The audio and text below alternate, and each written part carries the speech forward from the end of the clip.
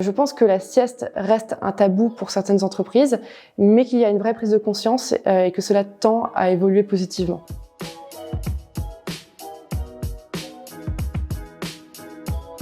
Bonjour, moi je suis Gabrielle de Valmont et je suis la cofondatrice de Napanup.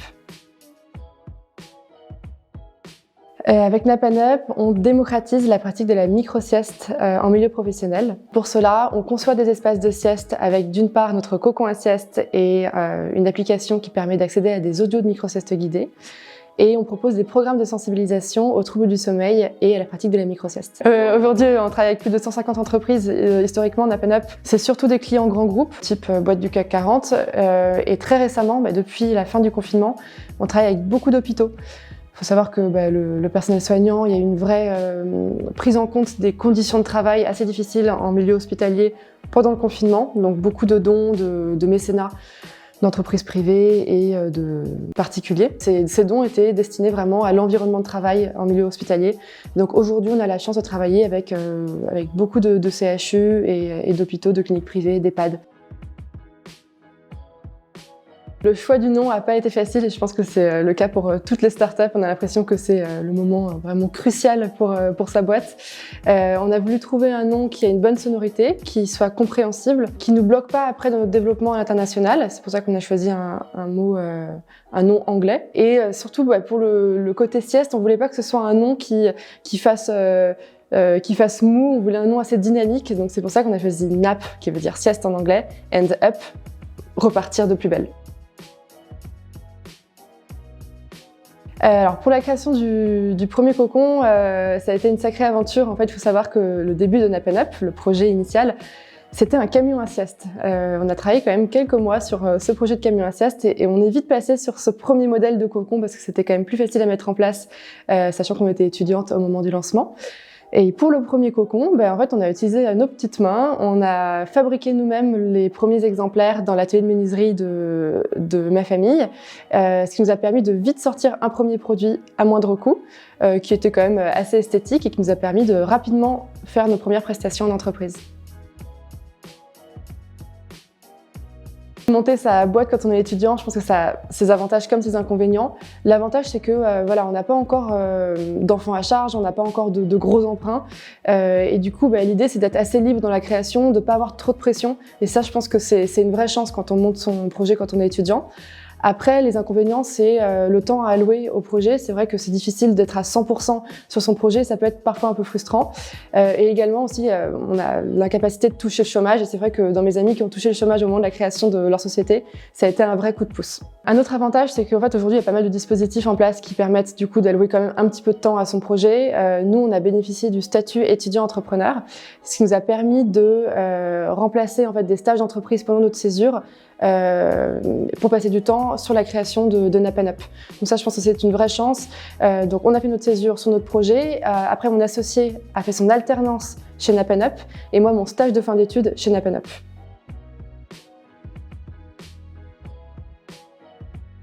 Je pense qu'on a passé trop de temps sur cette idée de camion à sieste. On s'est un petit peu acharné. Alors, on nous a quand même donné pas mal de conseils sur le fait de lancer quelque chose de simple qui permettent de tester le marché assez rapidement. Et nous, on était obstinés par ce camion à sieste. Et je pense qu'on aurait dû plus rapidement passer sur une version de notre produit plus simple à réaliser, qu'on pouvait tester rapidement auprès de notre cible. Alors, on a bénéficié de différents accompagnements avec Napanup. Quand on a commencé le projet, on est directement allé voir Destart, du coup, qui est l'ancienne pré-incubation de Dauphine. Ce qui nous a permis d'être un petit peu encadrés, de savoir par où commencer. On n'avait pas de locaux, mais au moins on pouvait aller voir des personnes pour nous conseiller sur les premières étapes de la création. Et après ça, on a été accompagné par PSL Pépite, du coup, qui est le pôle étudiant-entrepreneur de PSL. Et ça a été une vraie chance également parce que on a eu des locaux à très bas prix, on a eu accès à un mentor, on avait accès à des formations. Et surtout, ça nous a permis du coup de remplacer nos différents stages par la création de notre entreprise. Alors c'est vrai que quand on commence à monter sa boîte, quand on a 22 ans, qu'on n'a aucune expérience professionnelle à part un stage de 1 mois et demi dans une autre start-up, on ne sait pas par où commencer. Et c'est vrai que les mentors nous ont apporté beaucoup d'aide. En fait, c'est vrai que dès qu'on a des questions, que ce soit sur des points juridiques, administratifs, financiers, ça sert à rien de tourner en rond et d'essayer de trouver les informations en vain sur Internet. Pouvoir poser les bonnes questions aux bons interlocuteurs, c'est un gain de temps énorme. Et je pense que du coup, avoir accès à ces mentors qu'on a eus pendant la création de Nap & Up, ça a été un vrai coup de boost. Alors, c'est amusant parce qu'aucun de mes parents n'est entrepreneur et dans ma famille, il y a très peu d'entrepreneurs. Par contre, j'ai grandi dans un milieu où on entreprend beaucoup de choses sans forcément monter une entreprise. Moi, j'ai passé mon enfance dans l'atelier de menuiserie de mon père et je sais que quand j'ai envie de fabriquer quelque chose, c'est forcément possible, il faut juste trouver les moyens. Et il faut toujours aller jusqu'au bout de notre projet. Et ça, je pense que ça a été un vrai apprentissage sur la manière de grandir et d'entreprendre certaines choses. Je savais que quand j'étais petite, que j'avais envie de créer quelque chose, il fallait juste que je descende à l'atelier et que je trouve les bons matériaux, que je m'inspire de choses qui existaient déjà. Et ça a été un vrai apprentissage et je pense que c'est pour ça qu'aujourd'hui, monter Nap & Up, ça faisait sens en fait avec toute cette éducation que j'avais eue auprès de mes parents. On a clôturé cette levée de fonds il y a maintenant 1 an. Une levée de fonds, c'est assez chronophage, ça prend beaucoup de temps. On ne s'est pas forcément dirigé vers les bonnes personnes au début, parce qu'en même temps, on ne savait pas comment s'y prendre. Cette levée de fonds, on l'a réalisée auprès de business angels, de particuliers. L'idée, c'était de trouver des personnes qui pouvaient nous offrir cet accompagnement et pas juste mettre de l'argent dans notre boîte. De trouver des gens qui croyaient vraiment en notre projet. Et on est super content en fait, d'avoir clôturé cette levée de fonds avec des gens très bienveillants, sur qui on peut compter, surtout actuellement avec le contexte qui n'est pas forcément évident.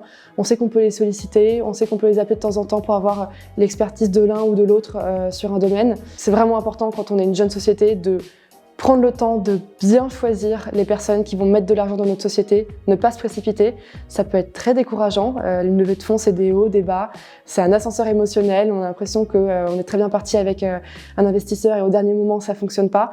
Donc, faut savoir s'accrocher. Je pense que le faire à deux avec son associé, c'est aussi une vraie chance en termes de soutien émotionnel.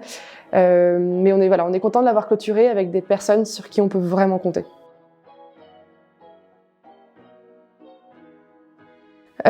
Oui, alors c'est vrai, quand on a monté Nap & Up, on était 2, donc il y a encore 3 ans et demi, on était 2, maintenant on est 7. Donc on passe vraiment, alors je dirais pas qu'on passe complètement de la casquette de entrepreneur à manager, et c'est justement ça l'enjeu en fait, c'est d'arriver à dégager du temps pour ses équipes et accorder du temps au management, ce qui est vraiment important et ce qui est un très bon investissement pour la survie de la boîte et pour son développement. Mais également arriver à dégager du temps pour son rôle d'entrepreneur, c'est-à-dire de création, de développement de projets. Et je pense que c'est là l'enjeu. On peut vite être pris à 100% sur les parties de management et c'est important de savoir faire la part des choses.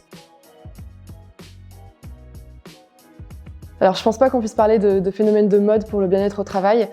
Après, je pense que oui, il y a eu cet engouement, vu que c'est quelque chose de très nouveau pour certaines entreprises, donc un vrai engouement, et on en a beaucoup parlé.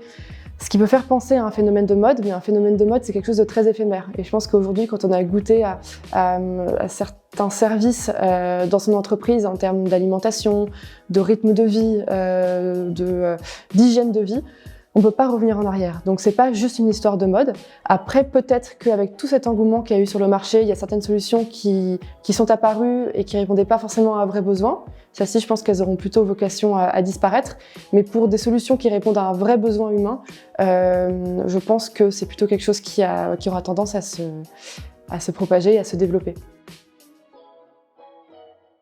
Alors, il faut savoir qu'il y a une vraie évolution déjà entre le moment où on s'est lancé, il y a 3 ans et demi, et aujourd'hui. La mentalité et la perception de la sieste a connu une vraie évolution parce que le sujet du sommeil, le sujet de la sieste ont été largement médiatisés auprès du grand public, ce qui a joué en notre faveur sur justement l'intégration d'espaces de sieste en milieu professionnel.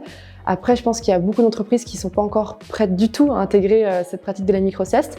Et c'est pour ça qu'on a développé cette offre de sensibilisation qui permet en fait d'intégrer au mieux la pratique de la sieste auprès des pratiques managériales. L'idée, c'est pas juste de mettre un espace de sieste pour mettre un espace de sieste, mais c'est de faire changer les mentalités et d'accompagner les managers justement sur cette pratique. Donc je pense que la sieste reste un tabou pour certaines entreprises, mais qu'il y a une vraie prise de conscience et que cela tend à évoluer positivement. Alors, des personnalités que j'aime bien, qui n'est pas forcément un profil d'entrepreneur, c'est Angela Davis des Black Panthers, avec un mouvement assez féministe, qui était assez virulente et assez présente aux États-Unis. C'est une personnalité que j'aime beaucoup. Après, en entrepreneur, il y a Julie Chapon, qui est la cofondatrice de Yuka, qui m'impressionne parce qu'en fait, notre premier pitch, il y a 3 ans et demi, 4 ans, c'était aux côtés de Julie Chapon qui lançait également son entreprise. C'était dans un grand groupe. En fait, la cellule innovation faisait venir des startups pour pitcher et pour découvrir un peu des innovations autour du bien-être. Et donc, je me souviens qu'on pitchait aux côtés de Julie qui avait lancé sa boîte il y a quelques mois. Et quand je vois là où elle en est aujourd'hui, c'est hyper impressionnant. Je peux parler de la période Covid et confinement qui a été un vrai coup dur pour nous. Il faut savoir que juste avant le confinement, on allait sortir notre dernière version de produit. On avait une application dans laquelle on avait investi un petit peu d'argent qui était prête justement à mettre en place chez nos clients. On venait de recruter notre premier commercial, donc en fait on était vraiment dans les starting blocks et là tout s'arrête, tout est stoppé, les usines de production sont fermées en Alsace. On est obligé de mettre tout le monde au chômage partiel et je pense que ça a été un vrai coup dur. Ce qui nous a permis de traverser cette période, c'est vraiment le côté soudé de notre équipe. En fait, on s'est beaucoup appuyé sur cette équipe, on était 8 à l'époque. On a fait beaucoup d'ateliers pour réfléchir à comment nous transformer, comment rebondir. Et je pense que c'est grâce à cette équipe, aux nombreux brainstorming qu'on a fait, encore un la semaine dernière, qui nous permettent de trouver de nouvelles offres, de trouver de nouveaux marchés. Donc je pense que ce qui aide à sortir d'une crise, c'est le côté humain, c'est savoir solliciter et susciter l'empathie en fait auprès de ses collaborateurs pour qu'ils se sentent embarqués dans la même aventure que nous. Et c'est ça qui nous a permis de surmonter ce coup dur post-confinement. Du coup, si je peux rajouter, c'est vraiment le côté entraide avec mon associé. On est toujours là l'une pour l'autre, on n'est jamais tout le temps à fond et je pense que c'est justement quand il y en a une qui se décourage un peu, qu'il y a l'autre qui est là pour lui remonter le moral. Quand on a des moments de doute, arriver à se poser ensemble, réfléchir à la suite, se rassurer, envisager aussi le pire, mais le faire ensemble, je pense que c'est vraiment une vraie force. Et moi, je suis contente d'avoir monté NaPnUp à 2 avec Camille. J'aurais jamais monté un projet toute seule et c'est justement dans les coups durs que on voit que c'est hyper important d'avoir une super associée. L'ambition pour NaPnUp, c'est NaPnUp à l'international. Aujourd'hui, on a confirmé l'intérêt pour notre solution en France. On a une vraie visibilité et on est aujourd'hui les premiers sur le marché avec ce produit qui est le cocon à sieste. On a de plus en plus de demandes à l'étranger, donc maintenant on a envie de mettre des ressources sur ce développement. Il y a encore peu d'acteurs sur notre positionnement, que ce soit aux États-Unis, au Canada ou en Europe. Donc là, je pense que le gros enjeu, c'est NaPnUp à l'international. Franchement, c'est le meilleur moment pour entreprendre pendant vos études parce que vous allez pouvoir solliciter l'aide de 1 million de personnes autour de vous.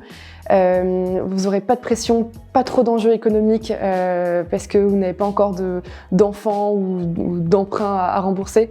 Donc vraiment, lancez-vous maintenant et surtout, inspirez-vous beaucoup de ce qui existe déjà. Je ne dis pas qu'il faut copier, mais il faut s'inspirer d'autres personnes qui ont peut-être réalisé des choses dans d'autres domaines, sur d'autres marchés. Ça ne sert à rien de réinventer tout de A à Z, mais je pense que c'est très important de savoir observer ce qui se passe autour de vous et vraiment puiser dans ces ressources qui sont à proximité.